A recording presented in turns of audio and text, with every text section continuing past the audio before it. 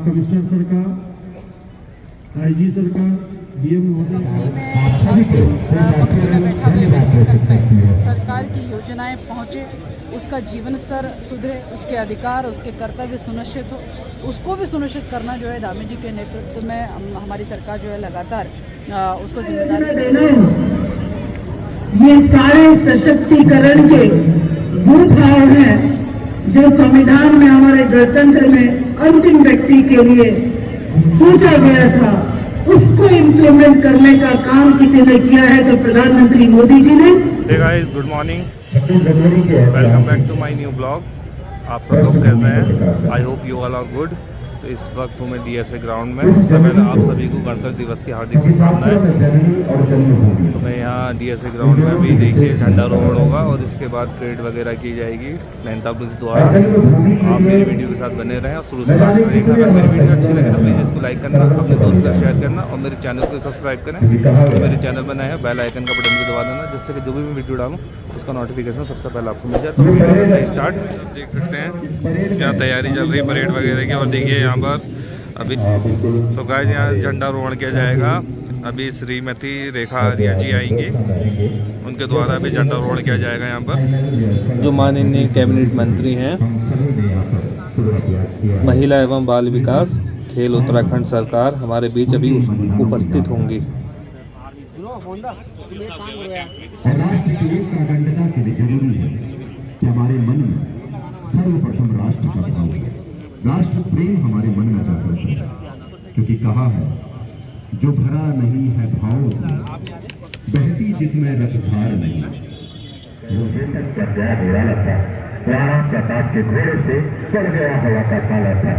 गिरदान कभूचे पत्थर पर राणा प्रताप का घोड़ा था।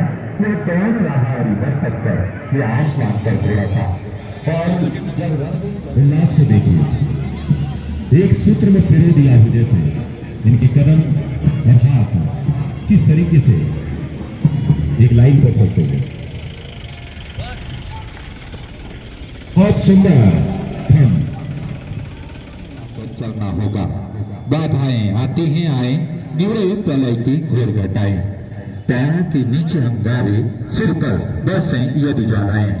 निज हाथों में हंसते हंसते आग लगाकर जलना होगा। कदम मिलाकर चलना होगा। हाश रुदल में तूफानों में अगर असंख्य बलिदानों में। वरिष्ठ पुलिस अधीक्षक आदरणीय श्री पंकज भट्ट जी और मंच की ओर वो हमारे बीच में उपस्थित हो चुके हैं, उनका हार्दिक स्वागत और अभिनंदन। एक बार जोरदार तालियों से हम वरिष्ठ पुलिस अधीक्षक महोदय का स्वागत और अभिनंदन करेंगे।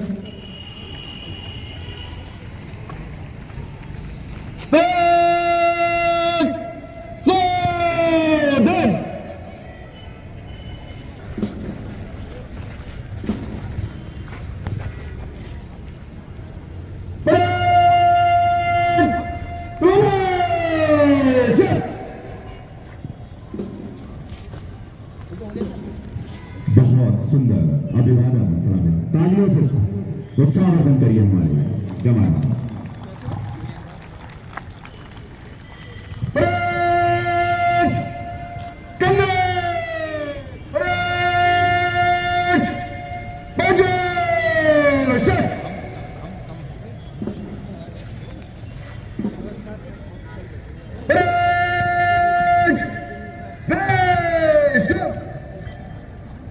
और इस तरह से वरिष्ठ पुलिस अधीक्षक उत्तराखंड लोक सेवा आयोग के प्रथम बैच के अधिकारी हैं। हमारे दर्शक जानते भी हैं, IPS 2022 के आप अधिकारी।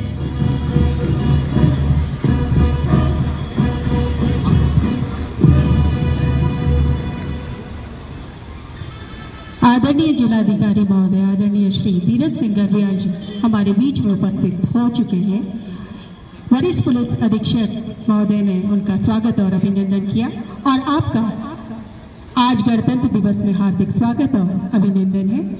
आदरणीय जिलाधिकारी महोदय मंच की ओर अनुशासन के प्रति हमेशा कर्तव्यनिष्ठ जिलाधिकारी महोदय का आगमन और मंच की ओर अग्रसर।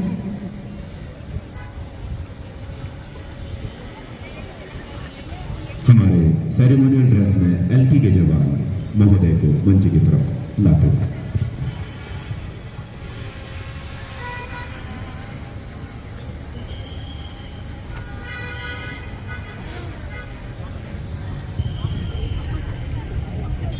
जी धन्यवाद।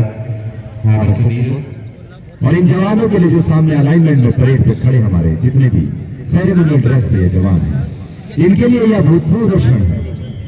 ये इस डीएसए के ऐतिहासिक मैदान में इस परेड के परम साक्षी हैं और इसके अभिन्न अंग हैं। पुलिस हमेशा हमारी सुरक्षा के लिए तैनात, हमेशा 24/7 हमारे लिए। और आज डीएसए के मैदान में इतने सुंदर वातावरण में इतना खूबसूरत चारों ओर से पहाड़ियां और बिल्कुल मौसम ने भी हमारा साथ दिया है और पुलिस के जवान बिल्कुल तैयार है अपनी परेड के लिए। ये बात हवाओं को बताए रखना, रोशनी योगी चिरागों को जलाए रखना। लहू देकर श्रीमती रेखा आर्य जी, माननीय कैबिनेट मंत्री महिला एवं बाल विकास एवं युवा कल्याण एवं खेल उत्तराखंड सरकार हमारे बीच में उपस्थित होंगी। और हमारे बीच में हमारे श्रीमान आयुक्त कुमाऊं मंडल श्री दीपक यादव जी कुछ एक समय में हमारे बीच में होंगे। गौरव का क्षण हमारे लिए श्रीमान पुलिस महानिरीक्षक आदरणीय श्री नीलेश आनंद भल्ला जी।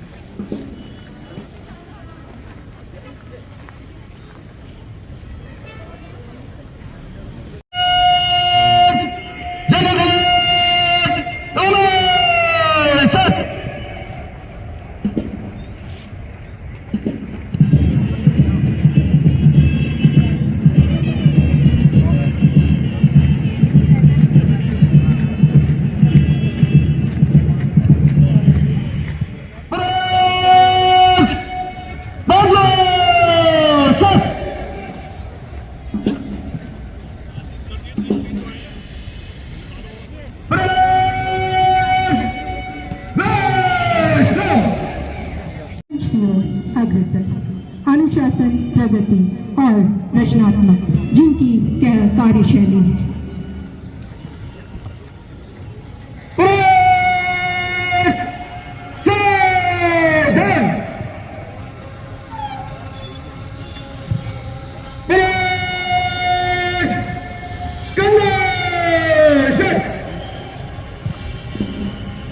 श्रीमान कमिश्नर महोदय सलामी मंच की तरफ अग्रसर, साथ में श्रीमान वरिष्ठ पुलिस अधीक्षक महोदय।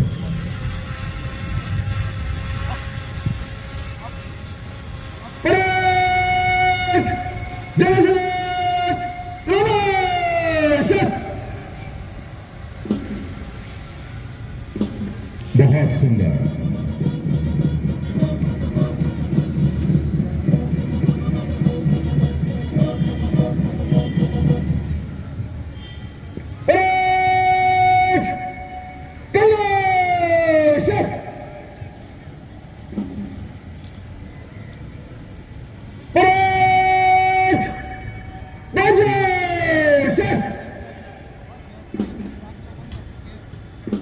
बहुत सुंदर।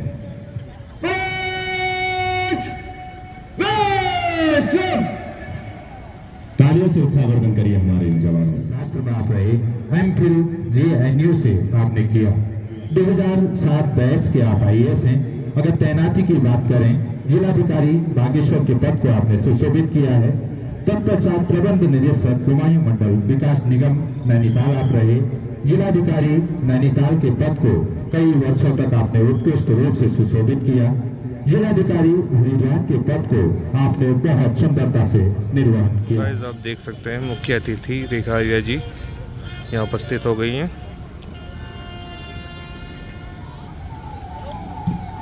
सोमेश्वर में आपका जन्म हुआ है और आज हम मुख्य अतिथि के रूप में अपने बीच में आपको पाकर हृदय से आपका स्वागत अभिनंदन करते हैं।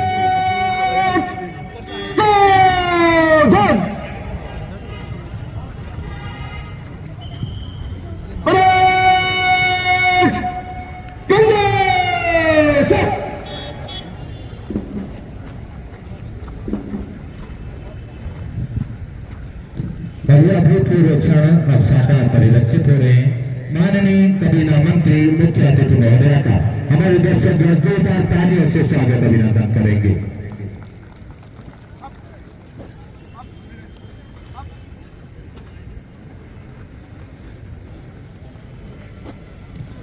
और ध्वज फहराया जा रहा है। हमारा तिरंगा भारत की आन बान और शान, जोरदार तालियों से स्वागत कीजिए।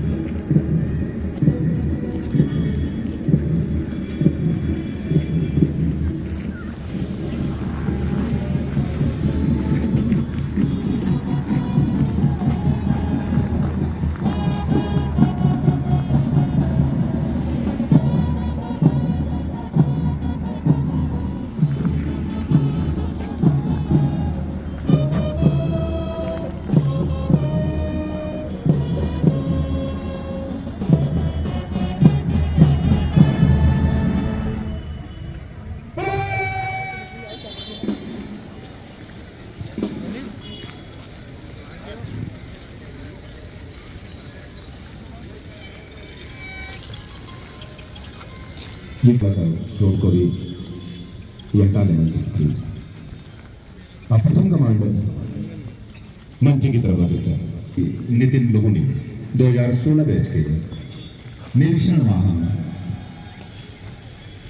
गणतंत्र दिवस परेड आपके निरीक्षण को एवं ऐसे माननीय मुख्य अतिथि महोदय को परेड के निरीक्षण हेतु आमंत्रित करते हुए प्रथम कमांडर सीओ श्री नितिन लोहनी, माननीय मुख्य अतिथि महोदया निरीक्षण वाहन में सवार होते हुए और साथ में श्रीमान वरिष्ठ पुलिस अधीक्षक महोदय एवं प्रथम कमांडर श्री नितिन लोहनी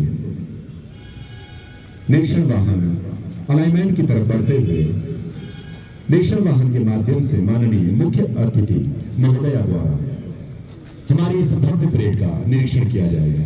एक सूक्ष्म परिचय हमारी परेड में अगुवाई कर रहे commander Shri COCP Nainital 2016 batch तृतीय कमांडर के रूप में SIAT श्री रमेश सिंह नेगी 2014 बैच की प्लाटून है, जिसके प्लाटून कमांडर हैं PSI श्री उमानाथ मिश्र 2014 बैच।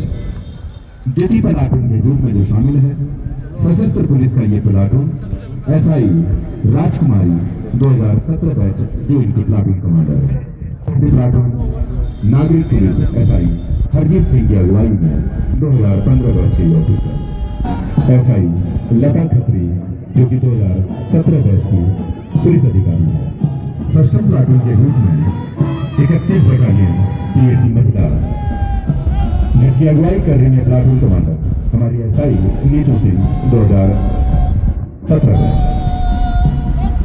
सप्तम प्लाटून हमारे सैलानियों का हाथ जोड़कर अभिवादन किया।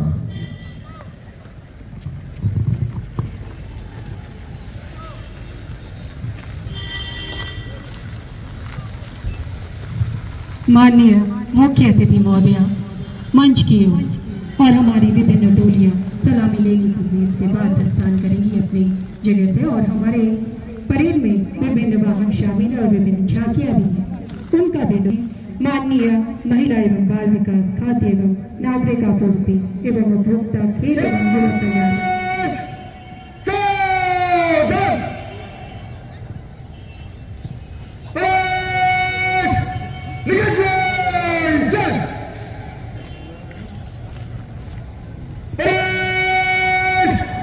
Come on!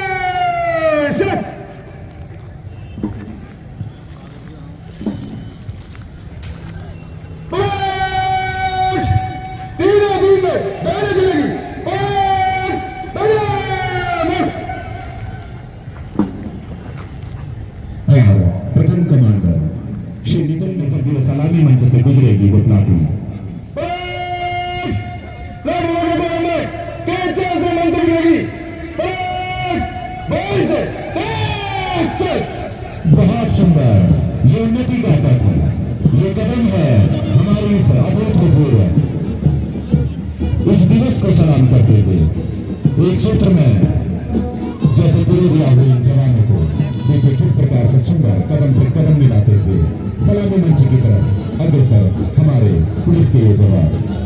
हिमाद्री तुंग सिंह से प्रभुत्व शुद्ध भारती, स्वयं प्रभा समुज्वला स्वतंत्रता पुकार की, अमृत वीर पुत्र को दृढ़ प्रतिज्ञ सोच लो, प्रशस्त पुण्य पंथ है, बड़े चलो बड़े चलो। श्री नितिन लोकी की अगुवाई में सलामी मंच की तरफ अग्रसर होते हुए सभी दर्शक दीर्घा में बैठे हमारे प्रबुद्ध जनता से अनुरोध, तालियों से स्वागत करिए हमारे इन जवानों का, इस भाव को सलाम करिए। बहुत सुंदर सभी विकल्पों के साथ में प्रथम कमांडर श्री नितिन लोहनी और द्वितीय कमांडर विभा दीक्षित सीओ नैनीताल की अगुवाई में ये प्लाटून मंच की तरफ अग्रसर, जिसमें प्रथम प्लाटून जो कि यातायात पुलिस का पीएसआई श्री उमानाथ। बहुत सुंदर तालियों से स्वागत करिए हर एक कवायद पर हमारे इन जवानों का, पीएसआई उमानाथ मिश्र की कमांड पर यातायात पुलिस का ये पहला प्लाटून लाइन फॉर्मेशन पर महोदय को सलामी देने के लिए सलामी मंच की तरफ अग्रसर। ये सलामी है हमारे इस आन बान शान तिरंगे को माननीय मुख्य अतिथि महोदया द्वारा परेड का ये सशस्त्र अभिवादन स्वीकार किया जाएगा। मेरे कमांड और कवायद पर आपकी तालियां उत्साहवर्धन करेंगे। बहुत सुंदर यातायात पुलिस का ये प्लाटून, जो कि प्लाटून सशस्त्र पुलिस एसआई राजकुमारी के अगुवाई में बहुत सुंदर, ये देखिए मंच के सामने से गुजरता है ये प्लाटून, हरजीत सिंह महानुदेव की कमांड के साथ ये सलामी हमारे इस तिरंगे को, हमारी आन बान शान को माननीय मुख्य अतिथि महोदया को इस डांसिंग की अगुवाई में ये चतुर्थ प्लाटून मंच के सामने से गुजरता हुआ ऐसा ही लता खत्री पंचम प्लाटून की अगुवाई करते हुए नागरिक पुलिस मंडाती ये प्लाटून 31 बटालियन पीएससी का ये प्लाटून।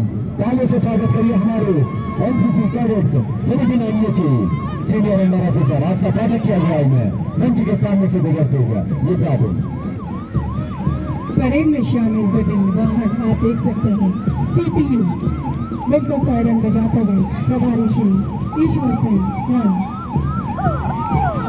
सीपीयू के बाद आप देख सकते हैं इंटरसेप्टर। पुलिस के लिए जवान सदा हमारे सुरक्षा के लिए सदैव तैयार। चीता मोबाइल आप देख सकते हैं कि हमारे जवान बिल्कुल तैयार हैं हमेशा। उसके बाद फायर सर्विस मोटरसाइकिल, उसके बाद 912, उसके बाद महिला हेल्पलाइन एवं एंटी ह्यूमन ट्रैफिकिंग का वाहन प्रभारी एसआई पुष्पा नेगी। उसके बाद फायर मिक्स वाटर टैंक आप देख सकते हैं, कहीं भी आग लगी हो तो हमेशा ये तत्पर। नवी नार्कोटिक एक्सपर्ट प्रभारी गोपाल सिंह। बहुत सुंदर ये लगी इधर देखिए, ये भी कदम से कदम मिलाए हुए हमारे हर मुश्किल वक्त में साथ नार्कोटिक एक्सपर्ट के तौर पर डेविस स्क्वाड का ये बन। पुलिस संचार विभाग फॉरेंसिक यूनिट का वाहन आप देख सकते हैं। एक बार जोरदार तालियां हमारे दर्शक लोग इनके लिए बजाएंगे, इनका उत्साहवर्धन आप लोग करेंगे। फॉरेंसिक यूनिट और उसके बाद एसडीआरएफ की टीम बहुत ही खूबसूरत क्षण गणतंत्र दिवस के अवसर पर पुलिस के जो जवान हमेशा हमारे लिए तत्पर, हमारी सुरक्षा के लिए तत्पर। ये विभिन्न वाहन मुख्य अतिथि को सलामी देते हुए और पुनः अपने वापस अपने स्थान पे कदम कदम बढ़ाए जा, किसी के गीत गाए जा, वो जिंदगी है कौन की, वो कौन में लुटाई जा। मेरी तमिश्र रात है जया नया प्रभात है, चली नई जमात है, मानो कोई बात है। बहुत सुंदर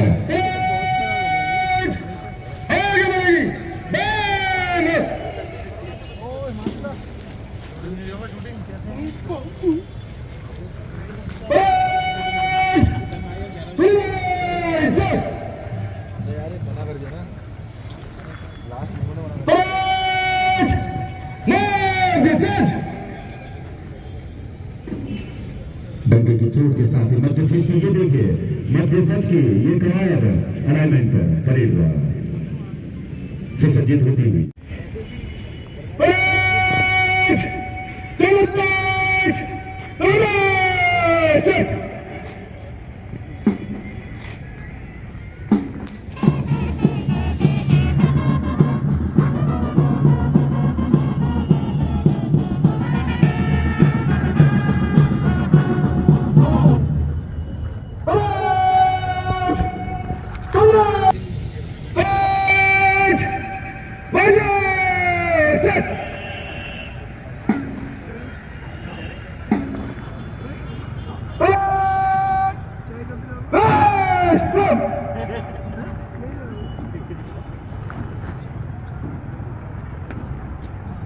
और अब परेड विश्राम हो चुकी है। हमारे माननीय मुख्य अतिथि महोदया का विशाल हृदय कार्यक्रम अधिकारी नैनीताल के नेतृत्व में होगा। यह हम सभी के लिए गौरव की बात है कि महिला सशक्तिकरण एवं बाल विकास की भी आप रवीना मंत्री हैं और आज का विभाग भी आज यहाँ पर उपस्थित हो रहा है। यह हम सभी के लिए गौरव का विषय है कि माननीय मुख्य अतिथि महोदया इसी विभाग की मुखिया भी हैं और खेल एवं युवा कल्याण को भी आप सुशोभित करती हैं। रेशम विकास विभाग, कृषि विभाग और तमाम विभाग हम सभी के समक्ष अब से कुछ ही देर बाद प्रस्तुत होंगे। हम अपने माननीय मुख्य अतिथि के बारे में आप सभी को जरूर बताना चाहेंगे। एक बहुत विशाल व्यक्तित्व आज हमारे बीच में है जिन्होंने विगत दिवस देहरादून में बालिका शिक्षा और बालिका भ्रूण हत्या पर एक बहुत तेजस्वी संबोधन किया था और उन्होंने बेटी बचाओ बेटी पढ़ाओ का बहुत सुखद संदेश हम सभी को दिया है। जन्म 15 सितंबर 1978 को अल्मोड़ा में आपका हुआ, गांव सोनारी पोखरी सोमेश्वर विकास खंड में। आपकी माताजी गृहिणी और पिताजी सीआरपीएफ में तैनात रहे। परिवार में पति श्री गिरधारी लाल साहू जी, एक पुत्री और 2 पुत्र आपके साथ अभी आपका परिवार है। मध्य प्रदेश में आपकी प्रारंभिक शिक्षा हुई, एमकॉम तथा बीएड डिग्री आपने हासिल की। 2003 में आपने जिला पंचायत सदस्य से राजनीतिक पदार्पण प्रारंभ किया। 2014 में आप ऐतिहासिक जीत हासिल कर प्रथम बार विधायक चुनी गई। वर्ष 2017 में पुनः शानदार जीत हासिल करते हुए आप सरकार में माननीय मंत्री का पद सुशोभित किया। 2022 में आप तीसरी बार विधायक चुनी गई और सोमेश्वर विधानसभा को सुशोभित करते हुए आपको कबीना मंत्री का दायित्व दिया गया। माननीय महिला एवं बाल विकास मंत्री, माननीय खेल एवं युवा कल्याण। हमारे बीच में उद्यान और खाद्य प्रसंस्करण विभाग आप देख सकते हैं कि खाद्य की आपूर्ति को बढ़ावा देने के लिए उद्यान और खाद्य प्रसंस्करण विभाग मधुमक्खी पालन और कई सारी ऐसी चीजें जिनको हम अपनाएं। बेटी बचाओ बेटी पढ़ाओ, हमेशा की तरह हमारी बेटियों के लिए कार्य किया गया है। हमारी मैम, हमारे मुख्य अतिथि महोदया महिला सशक्तिकरण के रूप में हमारे बीच में है। हर विभिन्न झांकियां हमारे बीच में आ रही हैं, आशा कार्यकर्ता के रूप में हमारे बीच में। इनका भी हार्दिक स्वागत है। कड़ी का माध्यम है तो एक बार जोरदार तालियां हमारे दर्शक इन विभिन्न झांकियों के लिए भी जरूर बजाएंगे। उन्नत पशुपालन समृद्धि का साधन, पशुपालन को भी बढ़ावा देने के लिए हमारी टीम अग्रसर हो रही है मंच की ओर। और उसके बाद बेमौसमी और जो हमारी सब्जी है उसको अधिक बढ़ावा देने के लिए हमारे उद्यान और खाद्य प्रसंस्करण विभाग उत्तराखंड की तरफ से योजना है। कौशल विकास और सेवा योजना विभाग के द्वारा जिला योजना का नैनीताल की योजना के विभिन्न झांकियों में आप देख सकते हैं कि उनको कैसे हम बढ़ावा दे सकते हैं। मत्स्य विभाग, उसके बाद मुख्यमंत्री गृहस्थी कल्याण योजना की योजना, मुख्यमंत्री गृहस्थी कल्याण योजना और बिल्कुल झांकियां हमारी मंच की ओर से ले जा रही है। विभिन्न झांकियां रेशम विभाग, रेशम विकास विभाग की झांकी मंच की ओर माननीय मुख्य अतिथि महोदय के हम सबको मौजूद और 2.25 प्रति किलोग्राम की दर से पशुओं के लिए मेरा चढ़ा दिया जाता है। और जो हमारी संस्कृति को बढ़ावा देने के लिए आप देख सकते हैं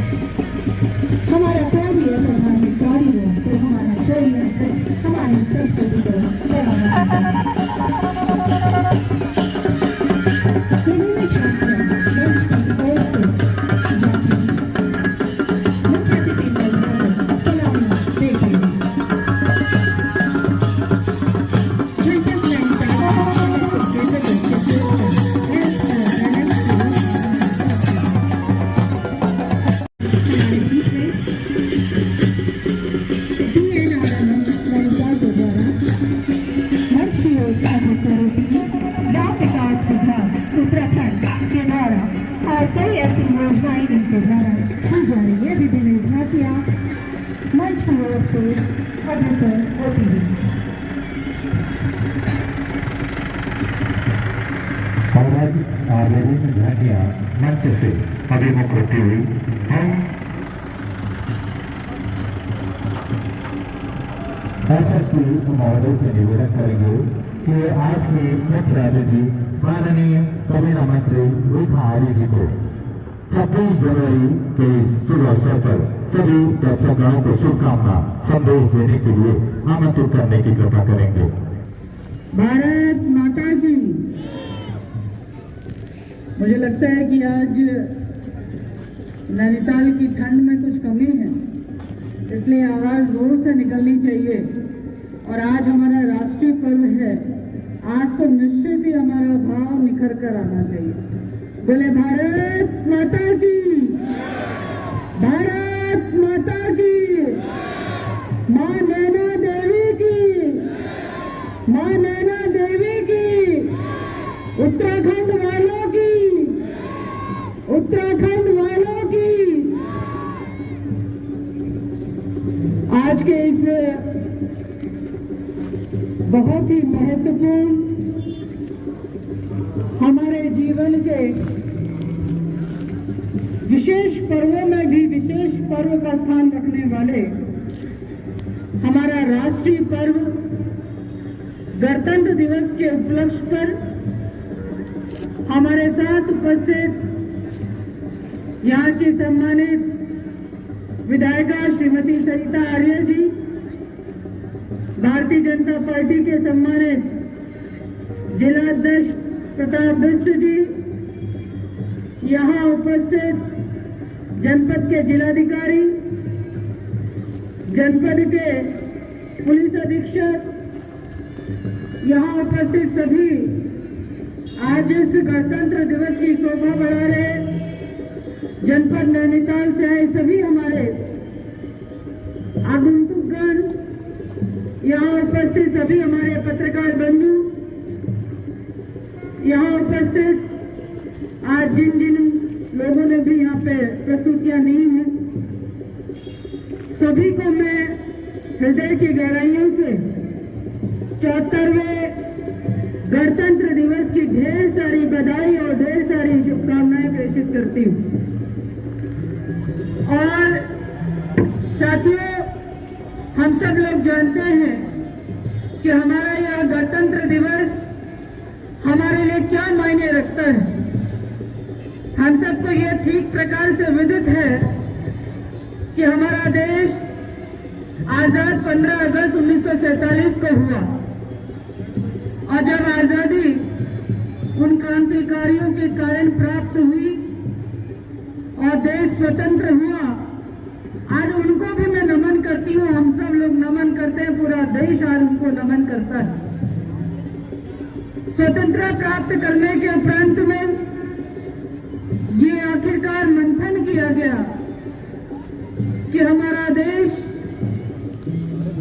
किस तरह से आगे बढ़ेगा, कौन सा ऐसा ग्रंथ होगा जिसके माध्यम से हम सब लोग एक सूत्र में बंधते हुए, यह अपने आप में बहुत बड़ा चिंतन था और इस चिंतन को पूर्ण करने की जिम्मेदारी बाबा भीमराव अंबेडकर जी को उस समय दी गई कि ऐसा एक ग्रंथ बने जिसमें हम सब की आस्था हो, जिसमें हम सब के लिए मार्गदर्शन हो, जो विविधताओं वाले भारत को एकजुट बना के रखे, जो एक प्रखर राष्ट्र को मजबूत रखे, फिर कभी हम ना बिखरे, फिर कभी हम कभी किसी के अधीन न होए। किस प्रकार से हमारे देश का शासन चलेगा, इसको लेकर बाबा भीमराव अंबेडकर जी को उनके नेतृत्व में उनको जिम्मेदारी दी गई, एक कमेटी बनाई गई। उस कमेटी ने काम किया। बाबा भीमराव अंबेडकर जी के अथक प्रयासों से एक ग्रंथ तैयार हुआ जिसको हम संविधान कहते हैं। और यह संविधान जो हर बार भारतीय के लिए उसके अधिकार, उसके कर्तव्य निर्धारित करता है। उस संविधान को आज ही के दिन यानी कि 26 जनवरी को 26 जनवरी 1950 को ही अंगीकार किया गया और जिसके बाद से उस संविधान के अनुसार पूरा देश जो है वह संचालित होने लगा। तो आज का दिन वो ऐतिहासिक दिन है जिस पर हम सब लोग नितांत भरोसा रखते हैं। देश में नियम, कानून, व्यवस्था, शासन उस संविधान के मार्गदर्शन में चलता है और हमने देखा कि किस प्रकार से पूरे देशवासी इस संविधान के सूत्र में बंधते हुए देश को आगे बढ़ाने का काम कर रहे हैं। संविधान का भाव गणतंत्र दिवस के रूप में हम सब लोग देख रहे हैं। पूरे देश के गणों को एक तंत्र में बांधना संविधान है। आज उसकी सफलता हम सब लोग देख रहे हैं कि हम आज 74वें वर्ष की ओर आज अग्रसर हो चुके हैं। इसका इतिहास, इसके बारे में हम लोगों का एहसास हर वर्ष हमको रहना चाहिए, क्योंकि इसी एहसास को हमें पीढ़ी दर पीढ़ी आगे बढ़ाना है कि हमें अपना देश कैसे मिला, कैसे हमें हम अपना संविधान प्राप्त किया, कैसे पूरे देश में शासन व्यवस्था संचालित होती है। उसका भाव जो हमारे अंदर है वो आने वाली पीढ़ियों के अंदर भी बना रहे। ये उत्सव उसी का संदेश देता है। एक उत्सव के माध्यम से हम सब लोग ये जान भी पाते हैं। इस संविधान के माध्यम से अथवा इस गणतंत्र के माध्यम से संविधान का एक भाव कि अंतिम पंक्ति में खड़ा हुआ कोई व्यक्ति है तो उस तक हमारे तंत्र की व्यवस्था, हमारे तंत्र की सुविधा या उस अंतिम पंक्ति में बैठे हुए व्यक्ति का अधिकार उसको प्राप्त हो सके। इसी लक्ष्य को लेते हुए प्रधानमंत्री मोदी जी लगातार देश को आगे बढ़ाने का काम कर रहे हैं। विगत कई जब से वे प्रधानमंत्री बने हमने विश्व फोरम में भारत का परचम ऊंचे से ऊंचा होते हुए हम लगातार देख रहे हैं। गर्व के साथ कहते हैं कि हम आज भारतीय, गर्व के साथ कहते हैं कि भारत फिर प्रधानमंत्री जी के मार्गदर्शन में विश्व गुरु बनने की ओर आगे अग्रसर है। प्रधानमंत्री जी का चिंतन इस बात का कि एक एक व्यक्ति जो अंतिम छोर में बैठा हुआ है उस तक उसके जीवन के स्तर को उठाने के लिए, उसके जीवन के स्तर को ठीक करने के लिए, चाहे वो केंद्र सरकार हो, चाहे वो राज्य की सरकार हो, लगातार उनकी चिंता करते हुए, चाहे एक व्यक्ति को छोटी सी आवश्यकता लेकिन उसके लिए बहुत मायने रखती है, वह बहुत बड़ी होती है, चाहे उसके घर में बिजली पहुंचाना हो, चाहे उसके यहाँ शौचालय देना हो, चाहे योजना देना हो, ये सारे सशक्तिकरण के वो भाव हैं जो संविधान में, हमारे गणतंत्र में अंतिम व्यक्ति के लिए सोचा गया था। उसको इम्प्लीमेंट करने का काम किसी ने किया है तो प्रधानमंत्री मोदी जी ने, और यहाँ पर धामी जी ने उत्तराखंड में उसको सुनिश्चित करने का काम किया।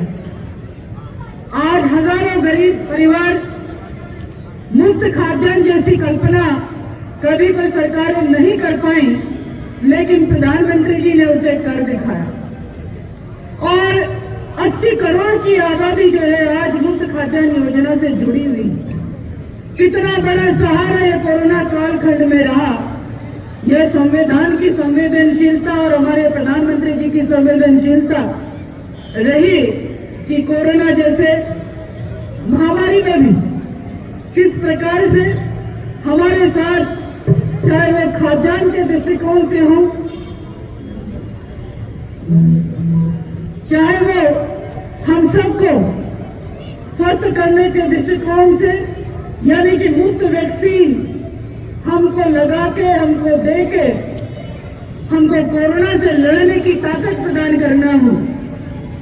ये दोनों चीजें जब जीवन और मरने की स्थिति थी, उस समय हमारे प्रधानमंत्री मोदी जी खड़े थे। इसके साथ साथ में हमारी राज्य सरकार ने भी, जो भारतीय जनता पार्टी की सरकार, उसने भी उस कालखंड में पूरी संवेदनशीलता के साथ में जनता के साथ खड़ी होते हुए 1 रुपए का भार उनके ऊपर न आने पाए मुफ्त वैक्सीन की व्यवस्था दी। यही वो चीज है जो संविधान का अनुपालन है। यही वो चीज है जो संवेदनशील का संविधान हमको देती है और हम उसका अनुपालन करते हैं। मैं मानती हूं कि जिस प्रकार से राज्य सरकार दानी जी के नेतृत्व में इस कोशिश में है कि इस उत्तराखंड में पैदा होने वाला बच्चा अथवा बच्ची यदि पैदा हो तो पैदा होने से लेकर उसकी शिक्षा से लेकर उसको आगे चल के आत्मनिर्भर बनाने से लेकर की बात करते हैं, तो ऐसी योजना भी हमें पूरे प्रदेश में, हम अन्य प्रदेशों की ओर जब देखते हैं तो ऐसी योजना हमको दिखाई नहीं पड़ती। लेकिन उत्तराखंड देवभूमि है, तो 51,000 आने वाले समय के लिए उसको हर प्रकार से उसका भविष्य सुनिश्चित हो सके, उसके लिए मैं गर्व के साथ कह सकती हूँ कि हमारी सरकार है जो मोदी जी के मार्गदर्शन में और दानी जी के नेतृत्व में महिलाओं के लिए 30% का आरक्षण सुरक्षित करते हुए उनके भविष्य को सुनिश्चित करने का काम किया है, ताकि बहुत बेहतरीन तरीके से वह निर्णय हमने दानी जी के नेतृत्व में हमने देखे। मैं गर्व के साथ कह सकती हूँ कि वर्तमान में वो हर प्रकार की योजना जिससे कि हमारे युवा अपने भविष्य को सुनिश्चित कर सके।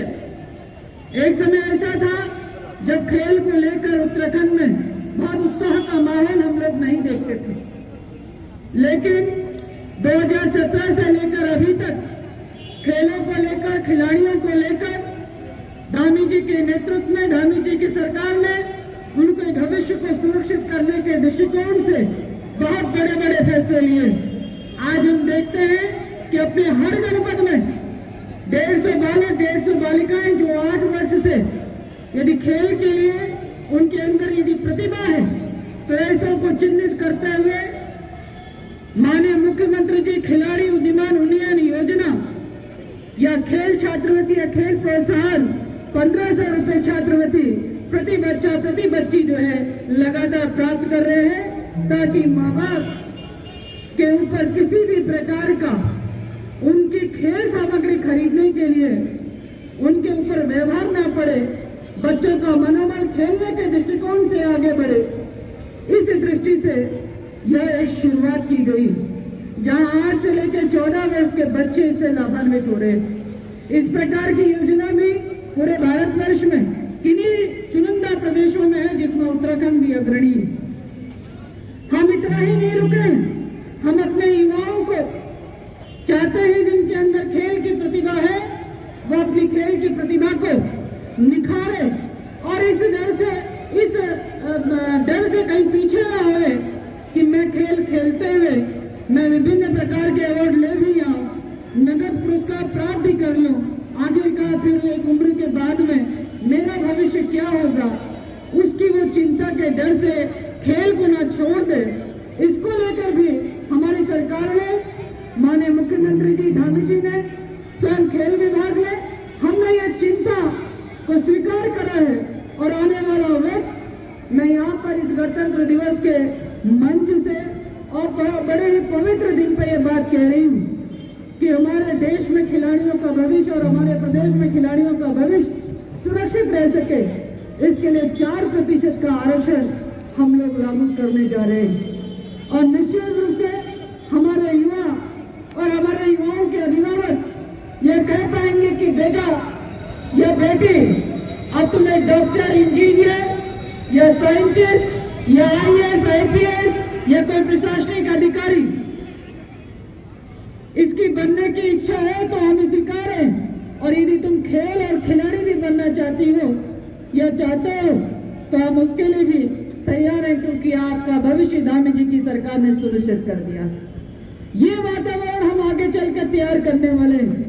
मुझे उम्मीद है 2023 में ही हमको इसमें सफलता मिलेगी। मुझे उम्मीद है कि हमारा जो उत्तराखंड है, 4 धाम के नाम से इसे देवभूमि कहा जाता है, मुझे उम्मीद है ये देवियों की भूमि भी कहलाएगी और ये खिलाड़ियों की भूमि भी कहलाएगी, जिस प्रकार से इसको सैन्य भूमि के नाम से हम सब लोग जानते हैं। तो ये दिन हम लोग जरूर देखेंगे जब हमारे यहाँ के प्रतिभावान खिलाड़ी अपने प्रदेश का और अपने देश का नाम रोशन करने का काम करेंगे। इस प्रकार का वातावरण भी धामी जी के नेतृत्व में हमारी सरकार लगातार तैयार कर रही है।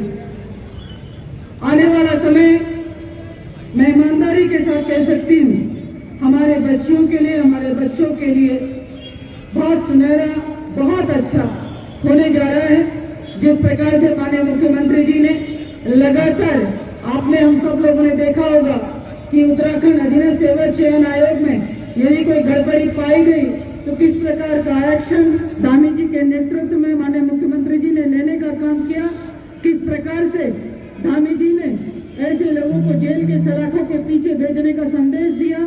उन्होंने युवाओं के साथ हो रहे छलावे को बर्दाश्त नहीं किया और लगातार इस कोशिश में उसका परीक्षण और समीक्षा भी स्वयं करते हैं। और इस कोशिश में हम सब लोग हैं कि अधिक से अधिक नौकरियों के रास्ते खुले, विश्वस्त रास्ते खुले, ताकि किसी के साथ में भी ना तो सिफारिश के आधार पर, न नकल के आधार पर, इस आधार पर चयन न हो, बल्कि उसकी प्रतिभा के आधार पर, उसके टैलेंट के आधार पर उसका चयन हो, इसको सुनिश्चित कर रहे हैं।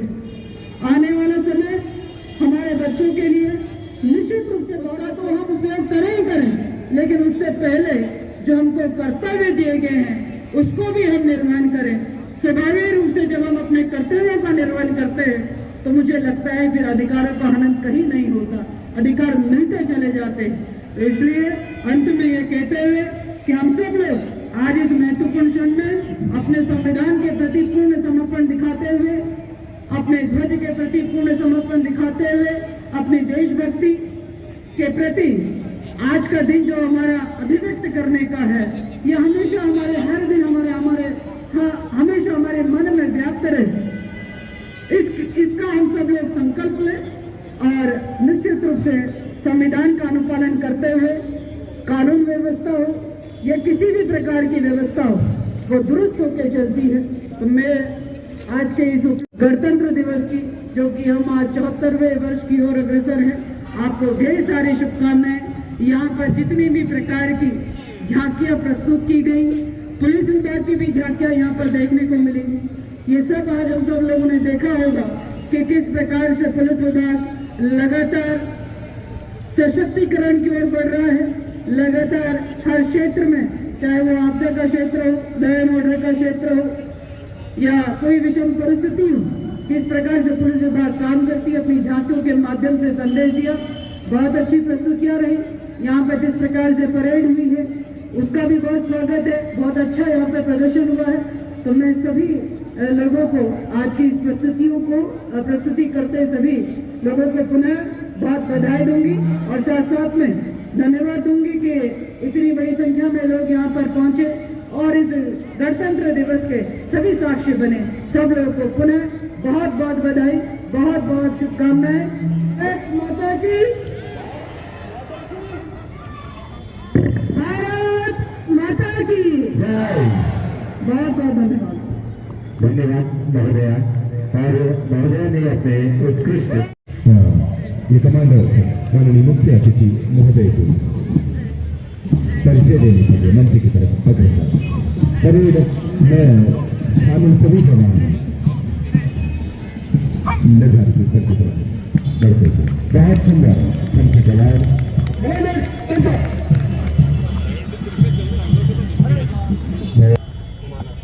मुख्य अतिथि महोदय द्वारा कमांडर से परिचय प्राप्त करने के साथ ही महोदय के सारगर्भित एवं बहुत ही ओजस्वी उद्बोधन के लिए समस्त पुलिस परिवार आपका आभार और अभिनंदन प्रकट करता है। इस गणतंत्र दिवस के अवसर पर महोदया के गरिमामय उपस्थिति के लिए दिए गए अमूल्य समय के लिए भी महोदया का विशेष धन्यवाद। माननीय मुख्य अतिथि महोदया और मंच पर सुशोभित हो रही है। रैपिड परेड में बहुत आकर्षक परेड हुई है और इसके लिए 3 टुकड़ों को सम्मानित किया जाना है माननीय मुख्य अतिथि महोदया के कर कमलों से। सबसे पहले जो प्रथम पुरस्कार हासिल हुआ है सशस्त्र पुलिस सेकंड टुकड़ी, इसको प्रथम पुरस्कार प्राप्त मिला है। हमारे कमांडर जो कमान कर रहे हैं कृपया जो पुरस्कार प्राप्त करेंगे। सशस्त्र पुलिस के लिए जो बाटालियां सेकंड टुकड़ी के रूप में चल रही थी प्रथम स्थान इसको प्राप्त हुआ है। बाटालियां ऐसा ही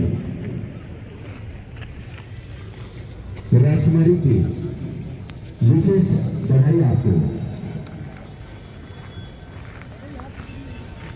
और बहुत सुंदर यह परेड थी। हमारी जोड़ी की तरफ से पुलिस के अफसरान ने इस परेड को बारीकी से निरीक्षण किया। जो स्थान हासिल किया यातायात पुलिस जो प्रथम टुकड़ी के रूप में चल रही थी उन्होंने द्वितीय स्थान हासिल किया। जो बाटालियां यातायात पुलिस नैनीताल के लिए वही है TSI उमानाथ मिश्र, ये अपना पुरस्कार उमानाथ मिश्र TSI इस समय पुरस्कार प्राप्त कर रहे हैं माननीय मुख्य अतिथि महोदय के कर कमलों से। जबकि तृतीय स्थान पर NCC सप्तम टुकड़ी के रूप में जो चल रही थी ये टुकड़ी रही है। NCC के कैडेट कैप्टन कृपया ये पुरस्कार प्राप्त करेंगे। जोरदार तालियां आस्था पाठक के लिए 79 जो के बटालियन की ये कैडेट जिन्होंने तृतीय स्थान प्राप्त किया है। ये देश के नौनिहाल, ये देश के भविष्य है, देश की सीमा और देश की गृह व्यवस्था की सुरक्षा के भाव मन में लिए हुए NCC के ये कैडेट्स माननीय मुख्य अतिथि महोदय से।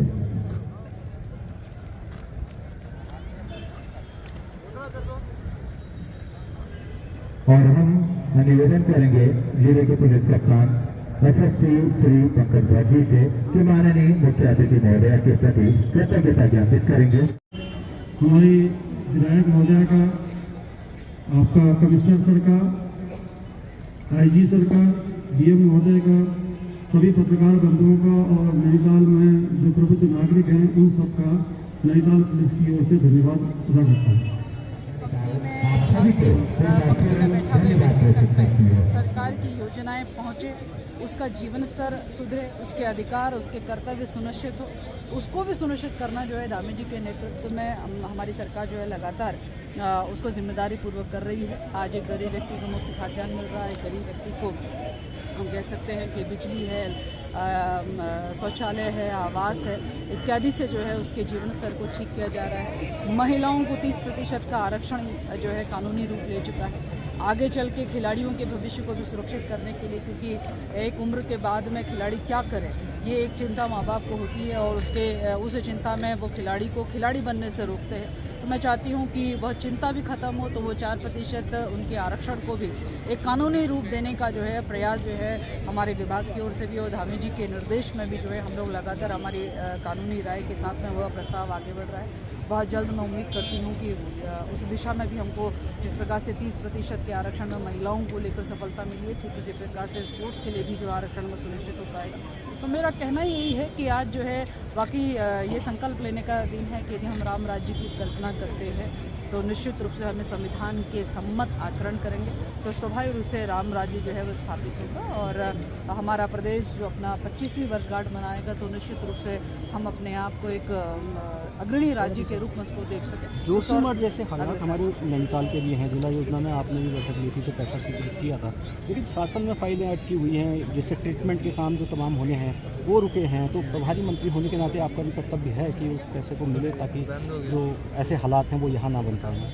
देखिए, मेरे संज्ञान में जब विषय किसी भी प्रकार का लाया जाता है अथवा जिला योजना के माध्यम से जो योजनाएं भी बहुत आवश्यक हैं जिससे कि भविष्य में आपदाओं जैसी परिस्थितियाँ उत्पन्न ना हो या जिसमें किसी प्रकार से आने जाने में व्यवधान उत्पन्न ना हो, तो हमारी प्रायोरिटी में पहले भी वही चीज़ें जिला योजना के माध्यम से वही सुपुर्द किया गया था। रही बात शासन में, यदि वो जिला योजना के बजट से अधिक होती है तो स्वाभाविक रूप से शासन की ओर बढ़ती है, और शासन में इस प्रकार का कोई भी विषय यदि मेरे संज्ञान में लाया जाएगा तो निश्चित रूप से मेरी पूरी मदद रहेगी और हर प्रकार की कोशिश रहेगी कि वो स्वीकृत हो।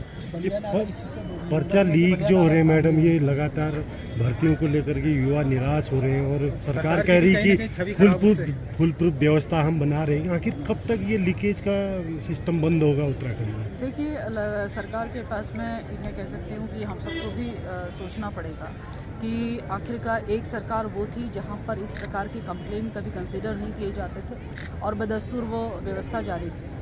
एक सरकार ये है धामी जी के नेतृत्व में बनी है जिनके पास में एक कंप्लेंट का भी संज्ञान लिया जा रहा है ताकि एक भी युवा के साथ में अन्याय ना होने पाए, और उस पर कठोर से कठोर कार्रवाई की जा रही है। और ये सुनिश्चित करने की भी पूरी कोशिश है कि आगे चल के इस प्रकार का कोई अपराध घटित ना हो। इसको लेके कानून भाई नकल को लेकर हो या इस प्रकार की प्रवृत्ति को रोकने के दृष्टिकोण से हो, तो कठोर कानून लाने की भी बात जो है धामी जी ने कही है। निश्चित रूप से मैं मानती हूँ कि आने वाला शायद विधानसभा सत्र में इस प्रकार की जो है एक शुरुआत जरूर होगी। आपने कहा कि जो सरकार है वो लगातार प्रयास कर रही है, जो इस तरह के आरोपी हैं उनको अरेस्ट किया जा रहा है। अभी 20 दरोगाओं का मामला सामने आया था भर्ती परीक्षा को लेकर, एक भी दरोगा की अरेस्टिंग नहीं हो पाई।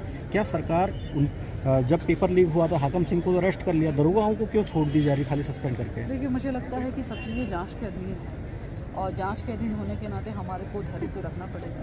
चलेंगे सिस्टमेटिक ही, जो सिस्टम में भाई यदि किसी के खिलाफ मुकदमा दर्ज होता है तो स्वाभाविक रूप से उसके क्राइम का क्या क्या स्तर है उस आधार पर उसका मुकदमे उन धाराओं में दर्ज होता है। ठीक इसी प्रकार के इन मामलों में भी कि आदमी बाद में चल के बच ना निकले, तो एक मैं समझती हूँ कि हमें जांच का वेट करना चाहिए। जांच के वेट में अभी जिस प्रकार से बहुत लोग सस्पेंड चल रहे हैं हम सब लोग जानते हैं, तो उसके बाद में जो भी संविधान सम्मत कार्रवाई होती है वो की जाएगी। अरेस्टिंग होगी सबकी? देखिए, मुझे लगता है कि जांच का इंतजार करना चाहिए और जांच जैसी कहेगी उससे ज़्यादा कठोर से। मैडम, एक सवाल आपके विभाग से संबंधित है। आउटसोर्स के जो लोग रखे गए हैं उनको निकाला जा रहा है, वो कोर्ट आ रहे हैं लगातार, उनको ऐसा क्यों हो रहा है कि एक तरफ सरकार कर रही नियुक्तियाँ और दूसरा उनको जो आउटसोर्स में रखे उनको बाहर करके दूसरी आउटसोर्सिंग एजेंसी को नॉमिनेट करके फिर ऐसा किया जा रहा है नए लोग? देखिए, हर आउटसोर्सिंग एजेंसी का जो वैसे सामान्यतः है जो काम होता है वो 1 वर्ष का होता है। उसके बाद में फिर टेंडर कॉल किया जाता है और उसके अनुसार जो है फिर नई आउटसोर्स एजेंसी का या फिर जो भी पुरानी आउटसोर्स एजेंसी उसमें पार्टिसिपेट करती है, योग्य होती है, तो उसमें आती है। इस प्रकार की